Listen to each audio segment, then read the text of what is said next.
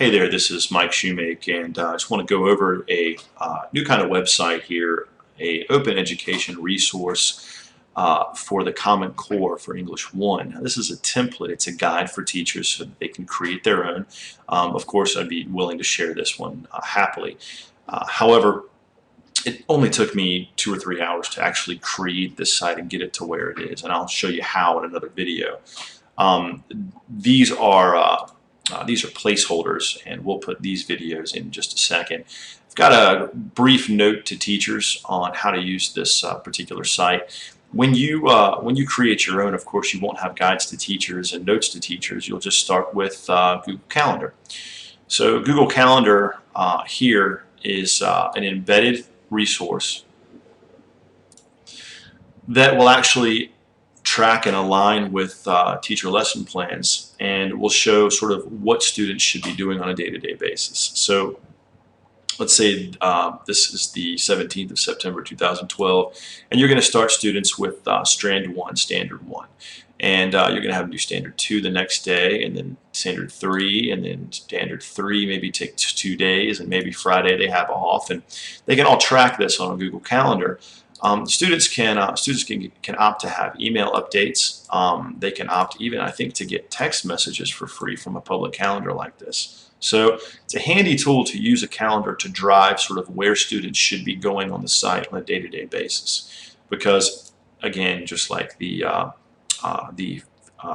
First Days of School book by Harry Wong, the idea is to get students used to a process. So if their process is, okay, today's the 17th, I'm going to click this, and it says I need to go look at Strand 1, Standard 1. Well, then the next thing they would do is they would go up here and they would say, okay, this is Strand 1, and this is Standard 1. And they would click on this link, and it would take them to a page that looks like this. So this is sort of the template for the standards. This is the standard at the top of the page for the Common Core Standard 1. And what you have is 3 sections: remediation, reinforcement, and enrichment. So 3 different sort of levels that students might be at for this particular standard. Teachers can either identify where each student should be, or ask them to knock all 3 assignments out. The top assignment here is remediation. It gets them familiar with the information they need to understand in order to approach the standard. Next is reinforcement. Gives them some practice around the standard. And last is enrichment, which asks them to go farther into and deep dive down into the standard. At the bottom of the page, what you'll see is a Google form. Now, a Google form is very easy. You'll excuse my cell phone going off there.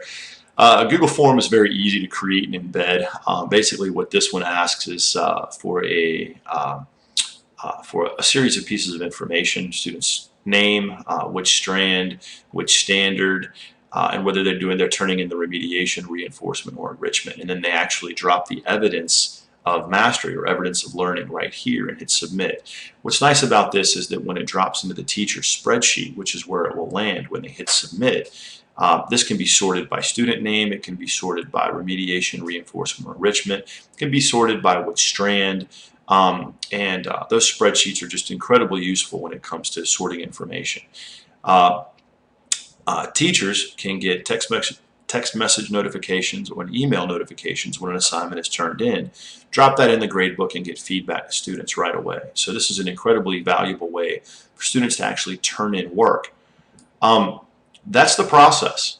There's 3 assignments for every standard, or 3 levels of engagement for every standard. There's a way for the work to be turned in. It was done very quickly using Weebly. Just created the Strand 1, Standard 1, and we'll be looking to fill in the others very soon. Hopefully this will be something that teachers will be able to use and benefit from. And I'll do a video momentarily on how I actually created and manipulated this particular site. Thank you very much. This is Mike Shoemake. I appreciate your time.